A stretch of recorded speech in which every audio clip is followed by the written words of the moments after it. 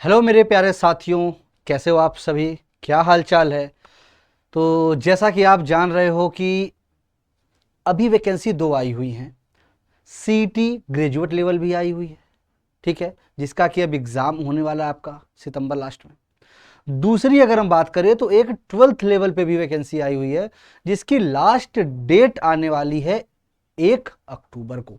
तो ये सेशन लाने का मेरा सिर्फ मकसद इतना है कि जो नहीं फॉर्म भर पाए अभी तक बच्चे, वो फॉर्म भर दें। क्योंकि क्या होता है, आप इंटर पास करते हो, बहुत से बच्चों को यही पता नहीं रहता कि भाई ये सीईटी क्या है, ठीक है, या मुझे तैयारी का कोई फॉर्म भरना है, या जो बहुत सी चीज़ें होती है, ठीक है, या आप कभी आप उससे जुड़े नहीं रहते हो तो आपके दिमाग में आता है या सीटी भरे ये क्या है, कोई मतलब है हमारे लिए, ये सारी चीज़ें।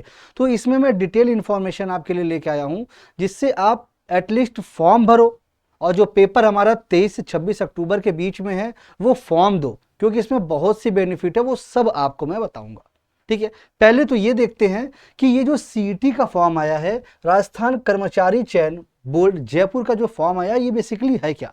पहले चीज तो मैं आपको बताऊंगा, मैं आपको ग्रेजुएट लेवल की नहीं, आपको इंटर लेवल की बता रहा हूं। और इंटर लेवल का इसलिए बता रहा हूं क्योंकि लास्ट डेट अब पास आ गई है, तो फॉर्म जो नहीं भरे हैं वो भर दें।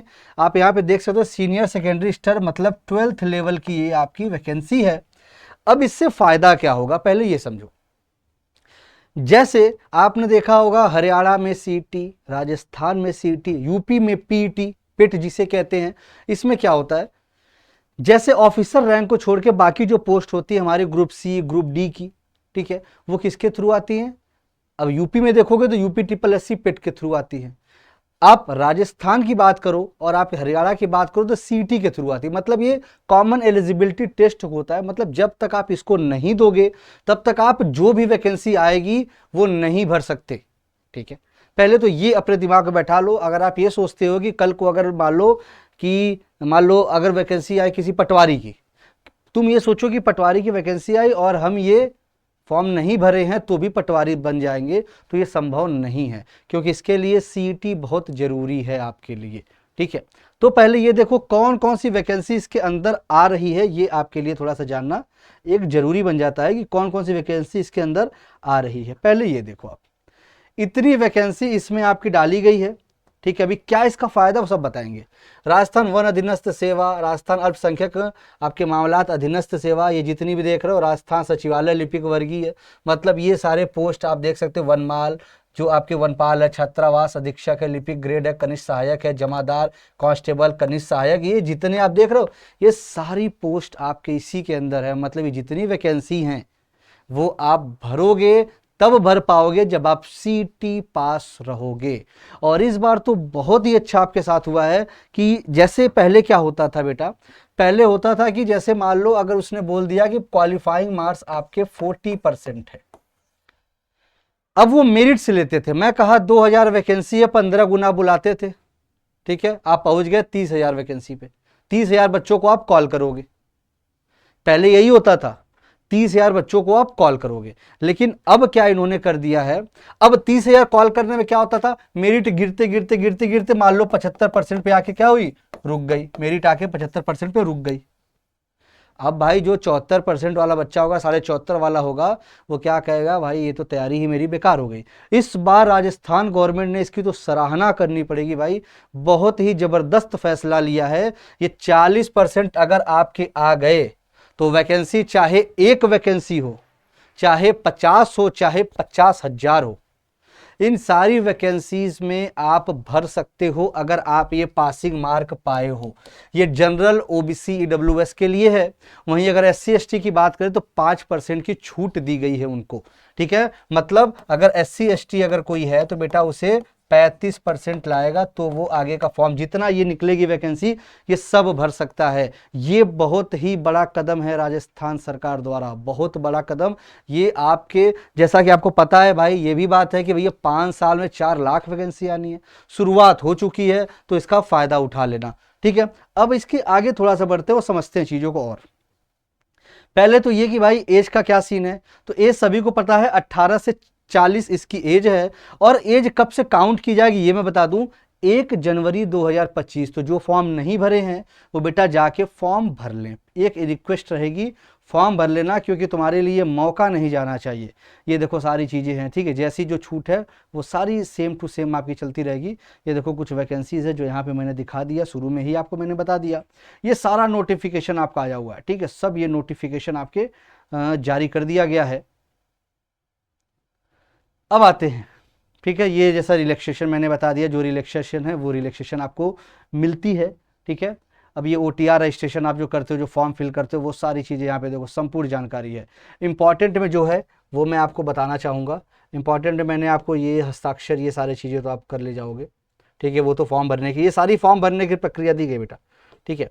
अब इसमें आपको देखते, चलो इधर आ जाओ, परीक्षा की स्कीम के बारे में थोड़ा सा हम जान लेते हैं, ठीक है।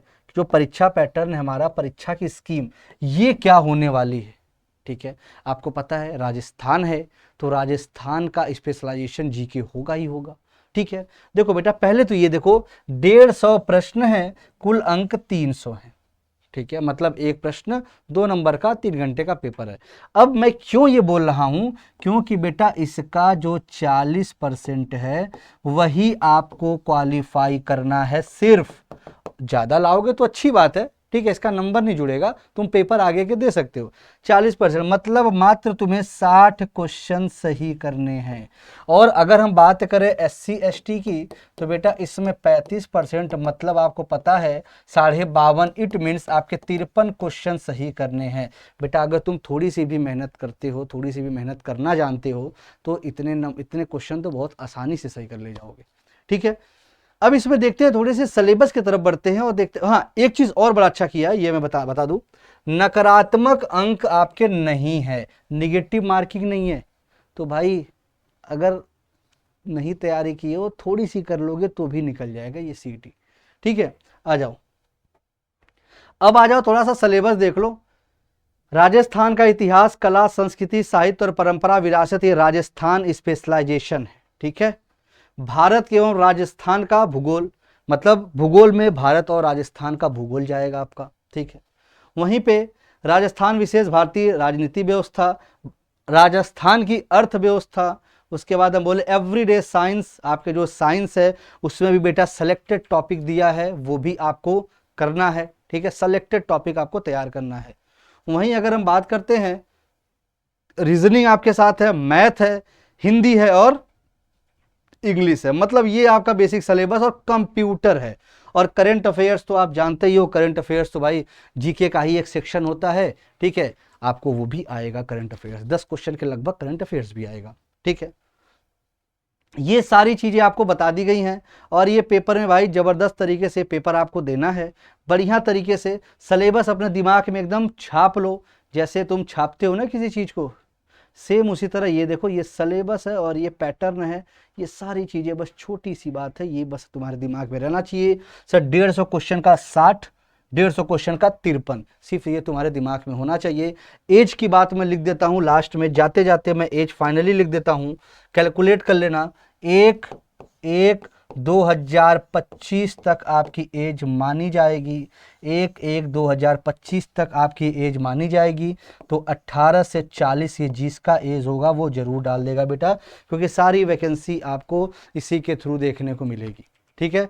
तो जानकारी में अगर किसी को कोई भी डाउट रह गया हो तो कमेंट सेक्शन में पूछ लेना।